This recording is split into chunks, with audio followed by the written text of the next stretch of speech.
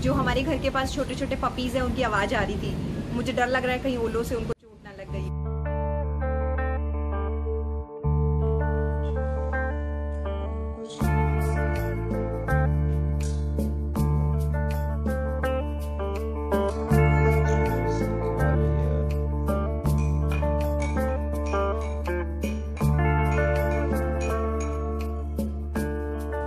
आज हमारे दोस्त नहा धो करके मुझसे पहले नहा चुके हैं, लेकिन आज का रोल बदल चुका है। आज जो जीता वो जीता, जो हारा वो हारा। मेरा नाम नहीं है सिंचन नोहारा। आज का रोल बदल चुका है। जो हारा वो जीता और जो जीता वो हारा। रूल्स हमेशा उसके फेवर में होना चाहिए जो जिसका नाम ए से चालू होता है।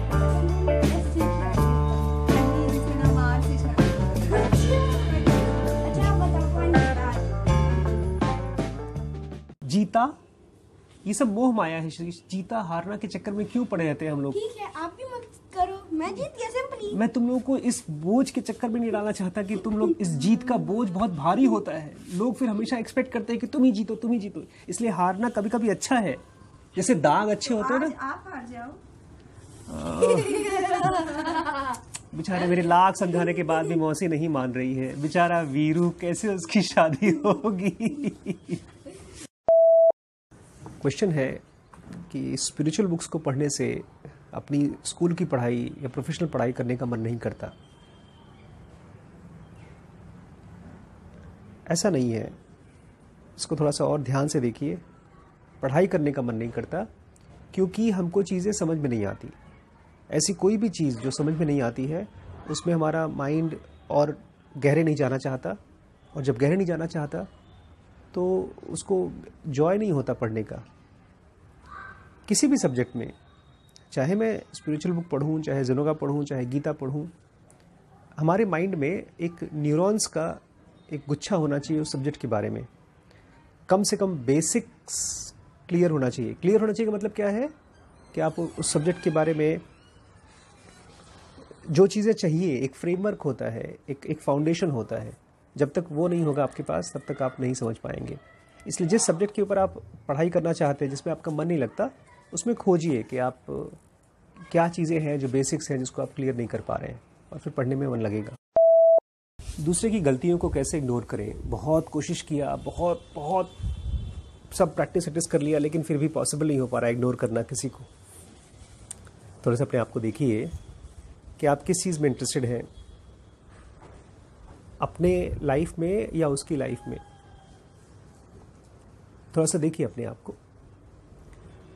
कोई आदमी कुछ कर रहा है, अच्छा कर रहा है, बुरा कर रहा है, ध्यान से कर रहा है, बदतमीजी से कर रहा है, आलस से कर रहा है, डिलीजेंसी से कर रहा है, कुछ भी है वो कर रहा है, समझ से कर रहा है, बेवकूफ़ी से कर रहा है, बट वो कर रहा है। आपको पता है कि उसको ये काम ऐसे नहीं ऐसे करना चाहिए। आपको सही तरीका पता है, उसको गलत तरीका पता है, किसी भी वजह से पता हो, और आपको ये भी पता है कि ये वो जानबूझ के कर रहा है। कैसे पता आपको? लेकिन आप इंटरेस्टेड है उसकी गलतियां निकालने में। आपका माइंड इंटरेस्टेड है उसकी गलतियां निकालने में। अपने आप से थोड़ा सा एक एक्सपेरिमेंट करके देखिए कि जिसकी गलती को आपको इग्नोर करना पड़ रहा है वो आपका अपना हार्ट है, दिल नहीं होता। दिल अगर उसमें कोई दिक्कतें आना शुरू हो जाए, फ्लटर करना शुरू कर जाए, वो फास्ट बीट करना शुरू कर दे, तो आप क्या करेंगे? जाएंगे डॉक्टर के पास, जाएंगे, बोलेंगे प्लीज़ मेरा दिल ठीक करो। कोई आदमी किसी तरह से बिहेव कर रहा है, क्या आप उसको देख सकते हैं बस बिना ये सोचे कि उसको ऐसा करना चाहिए? क्या आप उसको ऐसे देख सकते हैं जैसे वो आपका अपना खुद का बेटा हो, छोटा बच्चा, 6 महीने का बच्चा, 2 महीने का बच्चा। हम 2 महीने के बच्चे के साथ ये नहीं बोलते हैं कि उसको बेड पर सुसु नहीं करना चाहिए, ये बार बार कपड़े गीले कर देता है, जानबूझ के करता है। हम जानते हैं वो जानबूझ के नहीं करता है, उसका अभी तक कंट्रोल डेवलप नहीं हुआ, उसका ब्रेन डेवलप नहीं हुआ। जिस बंदे की गलती आपको दिखाई दे रही है उसका यही हाल है। आप परेशान इसलिए हैं क्योंकि आप चाहते हैं फटाफट वो उस हिसाब से काम करना शुरू कर दे जिस हिसाब से मुझे लगता है कि उसको करना चाहिए। हर इंसान अपने आप में एक स्टेज ऑफ लाइफ है। बीज होता है, फिर थोड़ा सा छोटा सा पौधा होता है, फिर बड़ा पेड़ होता है, फिर बहुत बड़ा पेड़ होता है, फिर जंगल बन जाता है। अगर हम उम्मीद करें कि एक बीज जंगल हो जाए, बस क्योंकि मैं जानता हूं उसको जंगल होना चाहिए, सही चीज यही है, तो वो हो नहीं जाता। उसको स्पेस दीजिए और अपने आप को पूछिए कि आप किस चीज में इंटरेस्टेड हैं। अपनी लाइफ है आपकी कोई, कि जिस समय आप मेडिटेशन कर रही हैं, आप अपने खाने की प्रैक्टिस कर रही हैं, सब कुछ किस लिए कर रही हैं? ताकि उसके बारे में आप इंटरेस्ट, उसकी गलतियों के बारे में आप इंटरेस्टेड हैं। आपके दिमाग में खाली उसकी गलतियां ही चल रही हैं। अगर आपका दिमाग कोई टेप रिकॉर्डर है, कोई टीवी है और उसमें कोई प्रोग्राम चलता है थॉट्स का, तो उस पर केवल एक ही थॉट चल रहा है कि उसकी गलतियां, उसकी गलतियां, उसकी गलतियां, और कोई चीज इंटरेस्टेड है? आप अपने इंटरेस्ट को देखिए, थोड़ा सा वहां से अपने इंटरेस्ट को निकाल करके किसी और चीज में लगाइए।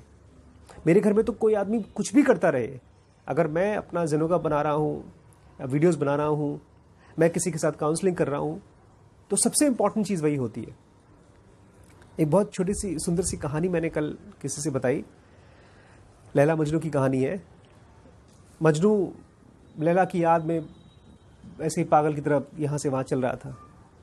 रास्ते में एक कोई मौलवी था या कोई इंसान था, वो नमाज पढ़ रहा था और उसके बगल में नमाज के समय वहाँ भागे जा रहे थे। तो ये चिढ़ गया, बोलता है कि तुम्हें पता नहीं नमाज के समय किसी के सामने से गुजरते नहीं है? तो मजनू उससे बोलता है कि मैं तो अपनी लैला की याद में खोया हुआ था, इसलिए मुझे आप दिखे नहीं, लेकिन आपकी नमाज में मैं दिखा आपको। आपकी नमाज क्या है? आपकी प्रेयर क्या है?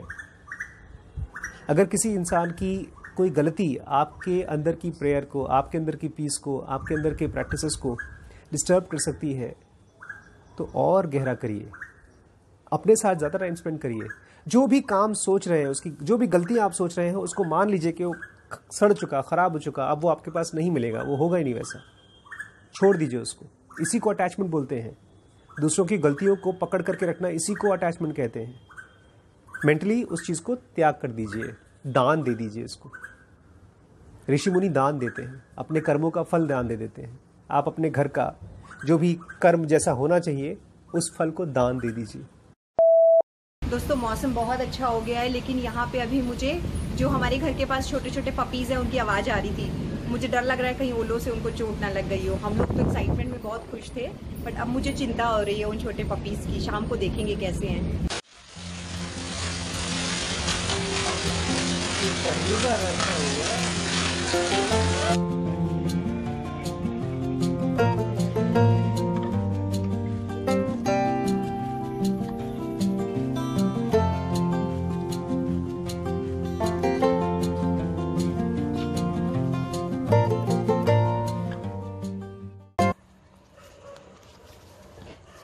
वाह भाई वाह रिम्पी, लौकी की सब्जी की प्लेट चाट रहा है शेष। इसको बोलते हैं लौकी जो बच्चे खाते नहीं थे।